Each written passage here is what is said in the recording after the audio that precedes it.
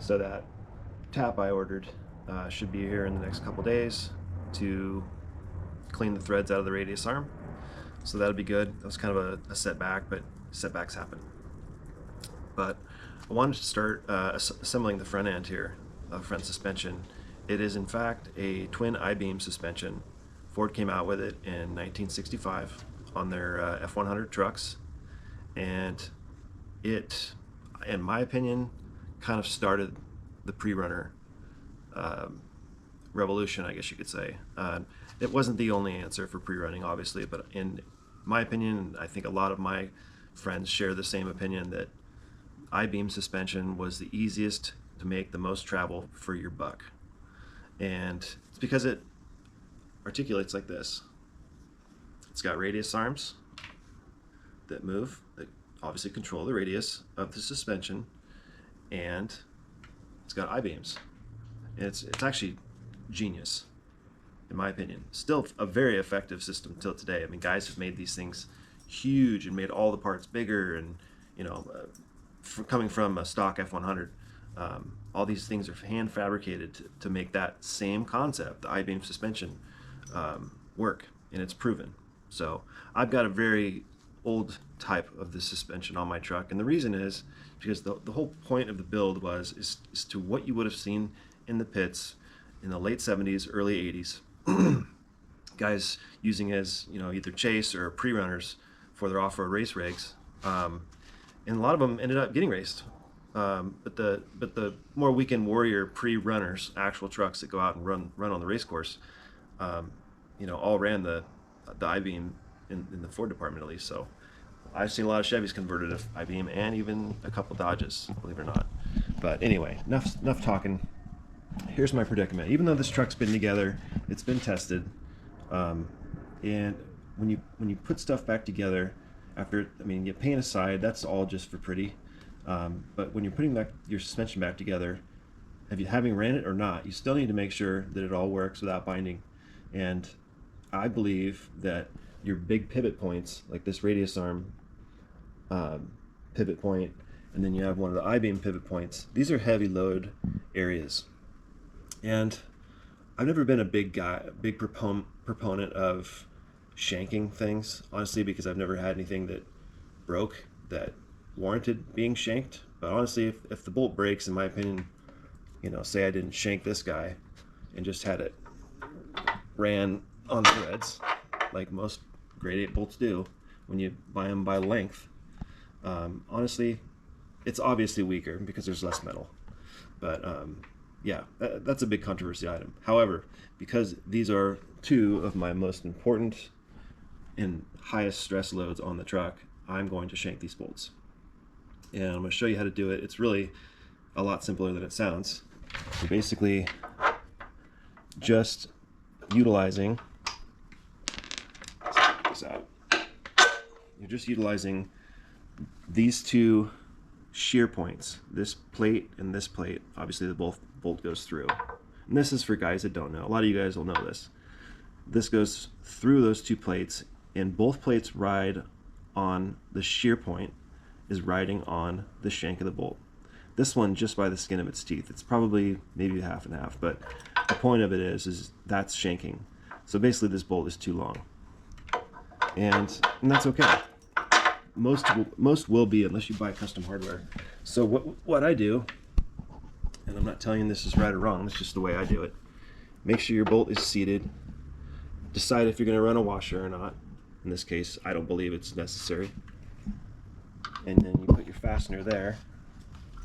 I guess I'll put it down there so you can kind of see what we're going to be cutting off and what we're using. So basically, I'm going to go just about a 1/4 inch over the top. So basically, a 1/4 inch of threads will be sticking out over the top of this nut. Hopefully you can see that. So it's obviously to the side, just for comparison. I don't like to run these on and wear out the locking mechanism on the nut itself, but I can just put a Sharpie on there, and which is what I will do here in a sec. And that brings the next issue up, is we need to get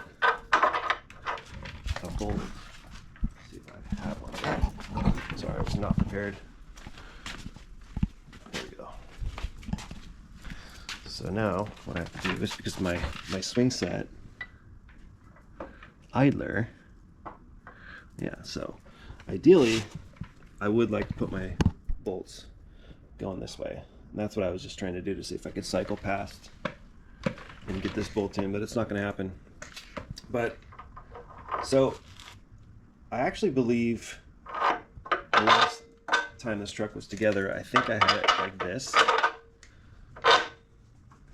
because when I believe the longer end of the bolt on the idler arm here was getting so close to that. I even hit this with a diagram, or just a 4.5 inch grinder, just to knock the head down more, because when the steering was at almost at full lock, the bolt and the threads were getting so close together. So this is one of those things you got to just kind of go back over and figure out the best solution for it, because there's obviously two ways to do it, and you got to weigh your options, you know, whether it's realistic or not. So I love my bolts going backwards. However, a nut is a lot taller than a bolt head. And what I mean by that is, sorry, poor cameramanship. So let's do this right here. So remember, pretend this is the bolt going through that extended I-beam. A nut and a bolt head are side by side. The nut has a good 1/2 inch, maybe 5/8 inch taller. So with that said, the best, if we leave it like in this configuration, I'm going to have a nut on the back, which is obviously ideal because of my ADD. However, I can't get this bolt in for the idler arm this way. So we would be married to a nut here and a bolt head here. That is previously been an issue. So ideally we would want to have 2 bolt heads here, basically. So creating the least amount of or the most gap, if you will, between the 2 heads. So that would be the least likely to interfere with each other. So that's what I'm gonna do, and that's what I did last time. It just, sometimes you got to go the wrong way with the bolt because it makes sense. And so what I will end up with, oh wait a second, no, you know what, yeah, that ended up being, yeah, so I guess we can't do back. So I could remove this idler arm and put the bolt in, but if for some reason I needed to get this tie rod off, it would require me pulling this off to get the rod end out. So it doesn't make any sense. So I'm just gonna have to leave it like this.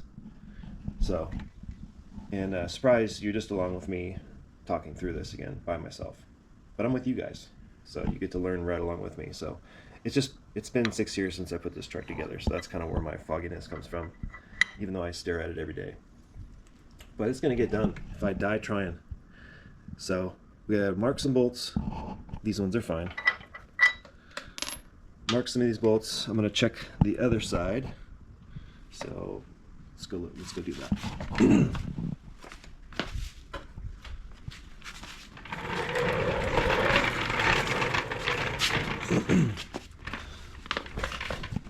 So this one, I believe, can go back. However, yeah. So this will just get. I do. Yeah, I'm just trying to think of anything. Because my steering's back here. So yeah, at the very least, we'll just shank a bolt for this guy and have it in its merry position, forward back. Yeah, so that'll work. So I'm gonna start assembling the coil bucket clamps, or the top of the coil sandwich pads, and let's get this show on the road. Oh, steering bracket. That's a cool piece. The steering box from Benchworks Steering in Arizona. They actually made me a 9-to-1 replica of what was on the hay hauler, Robbie Gordon's Riverside Raceway truck, and then obviously Desert and all that. But that truck inspired this truck. If that truck never existed, this might not have either. So this has been a 30-year-long dream of mine to have this truck, and here I am rebuilding it again. But all right, I got distracted. I get those quail sandwiches.